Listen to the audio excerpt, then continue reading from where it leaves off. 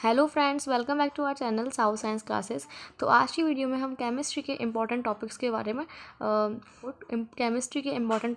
में बताऊंगी। तो हम स्टार्ट करते हैं चैप्टर वाइज, जिसमें चैप्टर फर्स्ट है आपका सॉल्यूशन। तो सॉल्यूशंस में हमारे इम्पॉर्टेंट टॉपिक्स हैं। सबसे पहले है मोलरता, मोललता, नॉर्मलता, मोल प्रवास। ये चारों टॉपिक्स जो हैं इनकी डेफिनेशंस बहुत आती हैं, डेफिनेशंस और सूत्र आपको दोनों करने हैं, क्योंकि इसी के थ्रू आपके न्यूमेरिकल्स भी बनते हैं। तो मोलरता, मोललता, नॉर्मलता, मोल प्रवास, इन चारों को अच्छे से कर लेना है। और इन चारों की डेफिनेशंस और सूत्र और इसके न्यूमेरिकल्स भी। मैं हेनरी नियम, ये जो रूल है हेनरी का, बहुत इंपॉर्टेंट है, तो इसे भी कर लीजिए। थर्ड है राउल्ट नियम। राउल्ट नियम में ही आदर्श और अनादर्श विलयन होते हैं। आदर्श और अनादर्श विलयन, जो राउल्ट नियम को फॉलो करता है वो आदर्श विलयन होता है, और जो नहीं करता वो अनादर्श विलयन होता है। तो इसके बारे में आपको पढ़ना है। राउल्ट नियम बहुत इंपॉर्टेंट है और हेनरी का नियम बहुत इंपॉर्टेंट है। हेनरी का नियम आपको 3 नंबर में देखने को मिल सकता है, और राउल्ट का नियम कभी कभी 5 नंबर में भी आ जाता है। तो अच्छे से कर लीजिएगा इनको। फोर्थ टॉपिक है अणुसंख्या गुणधर्म। अणुसंख्या गुणधर्म में आपको क्या क्या पढ़ना है। देखिए, बाष्प में अवनमन, क्वथनांक में उन्नयन, तो इसमें आपको इन चीज़ों के बारे में पढ़ना है। और फिफ्थ टॉपिक है वॉन्ट हाफ गुणांक, इसकी डेफिनेशन और फॉर्मूला, इसको आपको अच्छे से करना है। नेक्स्ट हम 6 नंबर पे आते हैं। 6 टॉपिक है हमारा परासरण दाब, जो बहुत फेमस भी और आपने सुना भी होगा। इसको हम पाई या पी से शो करते हैं, तो इसका सूत्र अच्छे से याद कर लीजिएगा। और फिर एट द एंड आता है, इस चैप्टर में इंपॉर्टेंट चीज़ आती है, वो है न्यूमेरिकल्स। इस चैप्टर में से बहुत न्यूमेरिकल्स पूछे जाते हैं, तो आप अच्छे से इस चैप्टर की थ्योरी को कीजिएगा, फॉर्मूले को कीजिएगा, और फिर न्यूमेरिकल्स अच्छे से बन जाएंगे। और इस चैप्टर के न्यूमेरिकल्स भी हमारे चैनल पे डल रहे हैं, तो आप आराम से देख सकते हैं। ओके, सो आप इन टॉपिक्स को नोट कर लीजिए। अब हम आते हैं नेक्स्ट चैप्टर सेकंड पे। चैप्टर सेकंड है हमारा वैद्युत रसायन, जिसे हम बोलते हैं इलेक्ट्रोकेमिस्ट्री। तो इसमें इंपॉर्टेंट है फर्स्ट टॉपिक वैद्युत अपघटनी चालकत्व, जिसे हम चालकता बोलते हैं। तो आपको चालकता के बारे में पढ़ना है, चीज़ें शो करते हैं। इसमें बहुत चालकताएँ होती हैं, चालकता, विशिष्ट चालकता, तुल्यांगी चालकता। तो इन सब की आपको परिभाषाएं पढ़नी है। विशिष्ट चालकता, तुल्यांगी चालकता और चालकता में परिवर्तन। तो परिवर्तन मतलब सांद्रता में परिवर्तन और तनुता में परिवर्तन, इन दोनों में परिवर्तन कैसे होता है चालकता का, उसके बारे में पढ़ना है। नेक्स्ट है गैल्वेनिक सेल और स्थितिज संचायक सेल, इन सेलों के बारे में पढ़ना है। निर्णय समीकरण, ये इंपॉर्टेंट टॉपिक है। वैद्युत अपघटन के नियम, वैद्युत अपघटन के 2 नियम होते हैं, उनके बारे में आपको अच्छे से पढ़ लेना है। निर्णय समीकरण जो है बहुत इंपॉर्टेंट टॉपिक है, और इससे रिलेटेड न्यूमेरिकल्स भी बनते हैं, तो आप अच्छे से कीजिएगा। नेक्स्ट है हमारा हाइड्रोजन इलेक्ट्रोड विभव, जिसे हम बोलते हैं शी। इसको हम मानक हाइड्रोजन इलेक्ट्रोड विभव बोलते हैं। ये बहुत इंपॉर्टेंट है और इसके आने के चांसेस बहुत ज़्यादा होते हैं।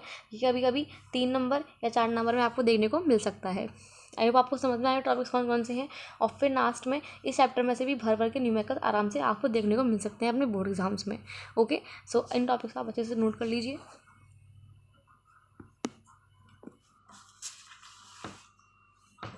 ओके, सो चैप्टर 4 में हमारे डी और एफ ब्लॉक के एलिमेंट्स के बारे में हमने जाना। चैप्टर 4 में डी और एफ ब्लॉक के बारे में बताया गया है कि डी ब्लॉक में कौन कौन से एलिमेंट्स होते हैं, क्या क्या चीज़ें होती हैं, क्या क्या उनकी प्रॉपर्टीज़ होती हैं। तो उनके इंपॉर्टेंट टॉपिक्स क्या हैं डी ब्लॉक के बारे में। आपको डी ब्लॉक के बारे में सारा पढ़ लेना है। सारणी में स्थान कहाँ आता है डी ब्लॉक का, उसके बारे में पढ़ना है। गुणधर्म का मतलब है कि डी ब्लॉक के जो एलिमेंट्स हैं वो क्या क्या प्रॉपर्टीज़ रखते हैं, लाइक उनका एटॉमिक स्ट्रक्चर कैसा होता है, आयनिक रेडियस, आयनिक त्रिज्याएँ कैसी होती हैं, और उनमें संक्रमण तत्व, उनको संक्रमण तत्व कहा जाता है तो क्यों कहा जाता है, इन सब के बारे में आपको अच्छे से पढ़ना है। डी ब्लॉक के एलिमेंट्स रंगीन होते हैं तो क्यों होते हैं, ये सब इनके गुणधर्म में आ जाएगा।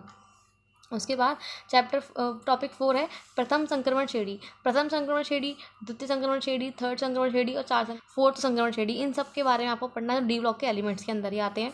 इसके बाद K2Cr2O7 और KMnO4, इन दोनों के विधियों के बारे में आपको अच्छे से पढ़ लेना है। ये 5 नंबर में आ जाता है क्वेश्चन बन के कि K2Cr2O7 मतलब एक तो है हमारा पोटेशियम डाइक्रोमेट और पोटेशियम परमैंगनेट, इन दोनों की बनाने की विधियाँ, इनके रासायनिक गुण, इनके भौतिक गुण, इनके बारे में पूरा आता है 5 नंबर का क्वेश्चन बन के।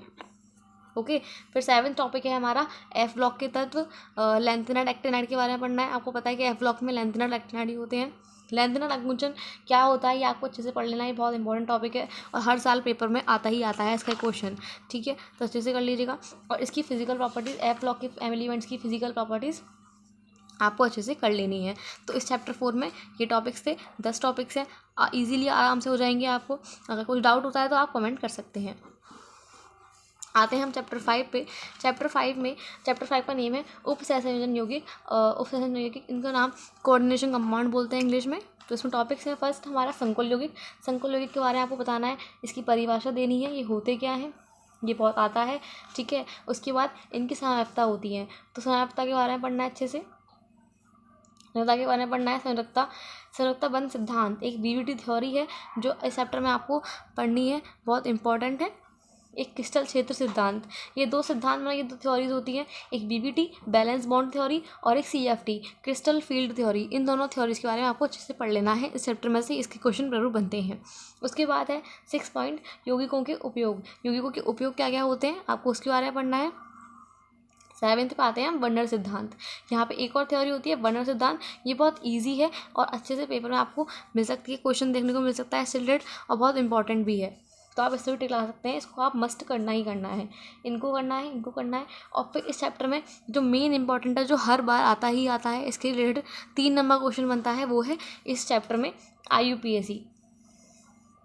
आपको इस चैप्टर की IUPAC करनी होती है इस चैप्टर में से। जो IUPAC होती है वो कार्बन वाली नहीं करनी है आपको, इसमें उप सहसंयोजन यौगिकों की IUPAC करनी होती है। कोऑर्डिनेशन कंपाउंड की IUPAC मतलब आपको ऐसे क्वेश्चन दे दिया के CR Cl6 और मान लीजिए NH3 का होल 4, और आपको इस पूरे का नाम बताना है। तो इसका नाम कैसे बताएंगे, तो यही इसमें हम पढ़ते हैं कि इनकी IUPAC कैसे बनती हैं। अगर आपको इसमें IUPAC बनानी नहीं आती है तो आप कमेंट कर सकते हैं, इसकी वीडियो हमने डाली हुई है हम चैनल पे, तो आराम से आप देख सकते हैं। ओके, सो ये चैप्टर, ये जो इंपॉर्टेंट टॉपिक्स थे वो मैंने पार्ट 1 बुक के बनाए हैं। अब हम नेक्स्ट वीडियो में 2nd बुक के इंपॉर्टेंट टॉपिक्स के बारे में डिस्कस करेंगे। तो अभी तक आप जो भी मैं टॉपिक्स बताए हैं आप उन्हें अच्छे से कर लीजिएगा, ये आपको पक्का अच्छे से नंबर दिलवाएंगे। और नेक्स्ट वीडियो में 2nd बुक के इंपॉर्टेंट टॉपिक्स के बारे में डिस्कस करेंगे। Okay, so thank you.